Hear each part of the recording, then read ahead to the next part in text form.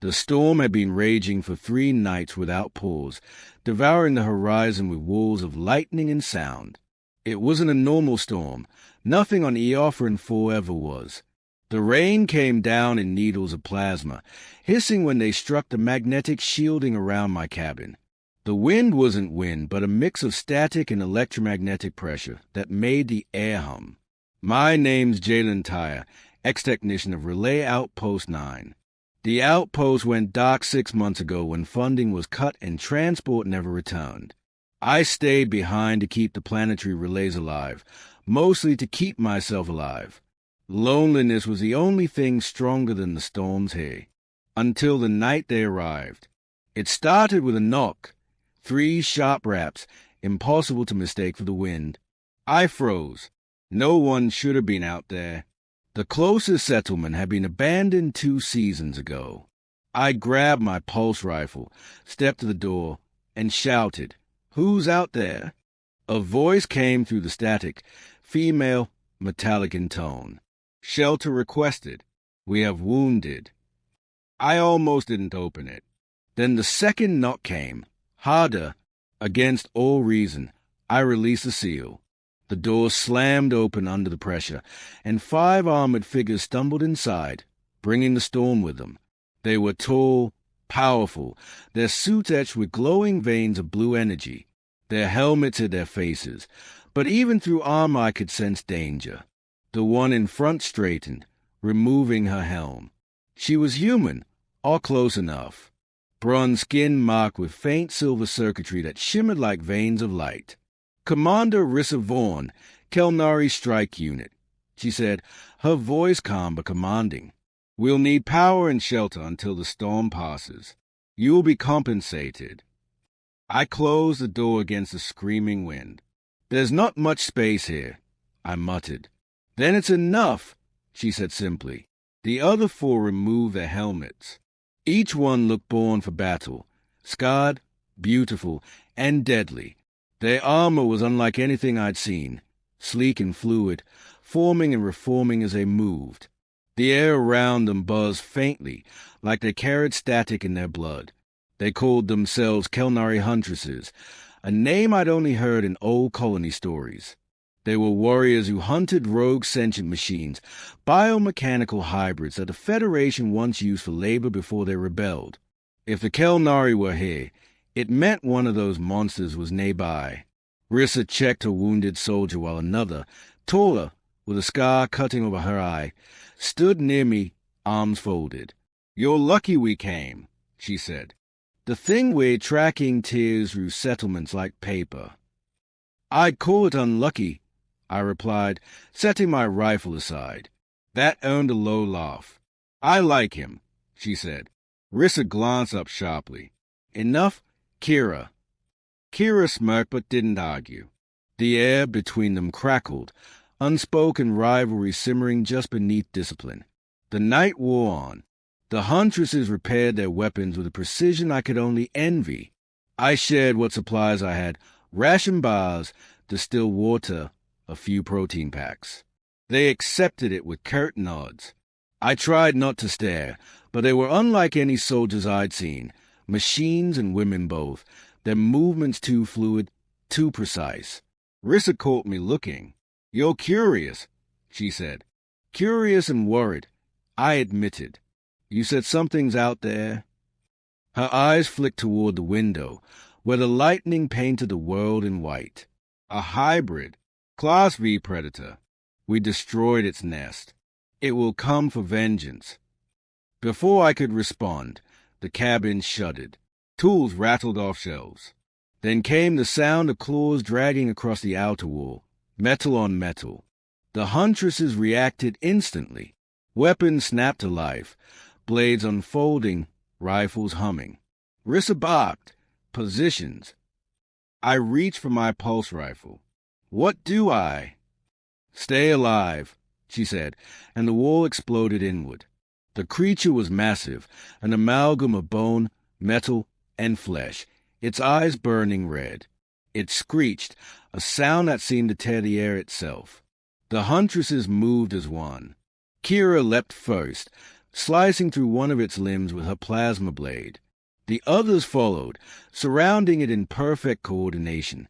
Rissa vaulted onto its back, driving a blade into the exposed neural core. The creature shrieked, twisting violently. I fired into its flank, my round sparking off armor but distracting it long enough for Rissa to strike again. Her blade pierced deep, and the monster fell, twitching, until it lay still, steam rising from its wounds. Silence. Then Kira wiped blood from her mouth, turned toward me, and said with a low, feral grin, "I saw him first. Mine." The others froze. Rissa's head turned sharply. "Watch yourself." Kira tilted her head. Instinct speaks. "You deny me that." Rissa stepped closer until they stood chest to chest. "It is under my command, not your claim." For a heartbeat, I thought they'd fight each other. Then Rissa said coldly, "Enough." Kira backed off, but the smirk never left her face. I'd faced storms, hunger, and isolation, but nothing had made me feel as exposed as standing between two alien warrior women arguing over who claimed me. Morning came, if you could call it that. The storm eased into a whispering snow, and the dead creature outside steamed in the cold air. I went to check the sensors while the Huntresses cleaned their weapons. "You shouldn't stare at the corpse," Rissa said behind me. "I was making sure it's dead." "It never truly dies," she replied softly. "Its kind always leaves something behind." I toned. "What does that mean?" Before she could answer, Kira approached. "It means a brood will come. You've doomed your little shelter by helping us." "Helping you?" I shot back. "That thing came for you." Kira's smile was sharp. "And you stood beside us. The storm saw it. We all did." Rissa sighed. "Ignore her." But I couldn't. Something in the way Kira looked at me, like a predator eyeing something rare, set my heart racing. By midday, the sensors began to flicker. Dots multiplied across the screen, small, fast-moving shapes crawling from the valley. "Contacts," I said. "Dozens, maybe hundreds." Rissa's expression hardened. "The brood. It called them before it died." Kira grinned. "Good. I was getting bored." Rissa barked orders in Kelnari tongue, and the warriors moved. They packed what they could, then we ran. The wind screamed around us, the snow turning to glass shards under our boots. Behind us, the cabin exploded in a rain of debris as the swarm descended. We made it to a ridge where the storm shield's magnetic field was stronger. The Huntresses deployed hex barriers, forming a glowing ring. I crouched inside it, heart hammering as a drone slammed into the shield like waves against rock. "Stay behind me," Rissa ordered. Wasn't planning to argue, I shouted back. The fight that followed was chaos. Drones crawled over each other, shrieking metallic voices. Kira fought like fire incarnate, her blade cutting arcs through the air. Rissa moved differently, colder, precise, efficient. The others fought with the rhythm of a single mind. One drone broke through the barrier, landing near me. I fired, blowing its head apart. Another lunge. I swung my rifle like a club. Then Kira was there, slicing it in half. She grinned at me. "Still breathing?" "Barely." "Good. Means you're worth keeping." She grabbed my face suddenly and kissed me. Hard, brief, shocking. "Now you're mine for real." Before I could react, she spun back into the battle. Rissa saw.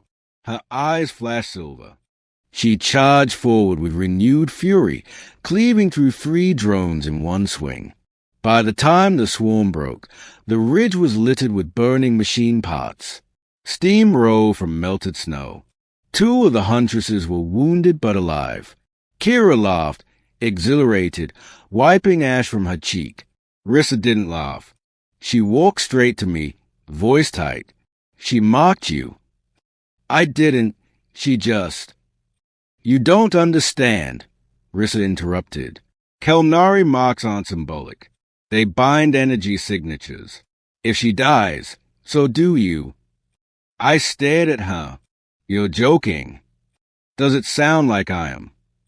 Kira approached, overhearing. Now he belongs to me, Commander, by code and instinct. Code can be rewritten, Rissa snapped. Kira's smile widened. Only by blood. The silence between them said everything. We barely had an hour of rest before the second storm hit. But this one wasn't weather, it was mechanical. The cloud split open, and something enormous descended. Black wings of steel unfolding, a face made of broken machine parts glowing red. The Hive Mother. Rissa's hand went to her weapon. Everyone ready. She looked at me once, her voice softer. Stay behind me, Jalen. If I fall, run. I wanted to say something brave. Instead, I just nodded. The Hive Mother's scream tore through the valley. The Huntresses surged forward, meeting it with a wall of light. Plasma fire turned the world white. Kira fought like she was born of the storm, fearless and wild. Rissa matched her with every strike, their blades glowing as bright as suns. The Hive Mother lashed out, slamming Kira across the field. No! I shouted, but my voice vanished in the thunder. Rissa leapt onto the creature's neck, driving both blades deep into its skull. Energy burst outward in a blinding flash. The Hive Mother fell, shaking the ground. When the light faded, only silence remained. I stumbled forward through the smoke. Kira lay motionless, armor cracked, her hand still reaching toward me. Rissa knelt beside her, eyes shining with something between fury and sorrow. She's gone, Rissa said quietly. The air shimmered around me. My heart spasmed. Literally. I fell to my knees, gasping. You said, if she dies... Rissa pressed her hand to my chest. Energy flared. Pain burned through every nerve. I'm overriding her mark, she said through gritted teeth. You're not hers. Light exploded from her palm. I screamed, and then nothing. When I woke, the storm had broken. The sky above was calm for the first time in months. Rissa sat beside me, her armor scorched, eyes weary but alive. You broke the link, I whispered. I took it, she corrected. Now your life runs through mine. You're under my protection. I looked at her for a long time, then said softly, So, now I belong to you? Her lips curved, faint but real. No, she said. Now you belong with us. She stood, extending her hand. Behind her, the surviving Huntresses watched the horizon as the dawn turned to snow gold. The storms were gone, but the war wasn't. When I took her hand, the mark on my chest pulsed once. Silver, alive, and in that moment, I understood. I hadn't just survived the storm. I'd been claimed by it.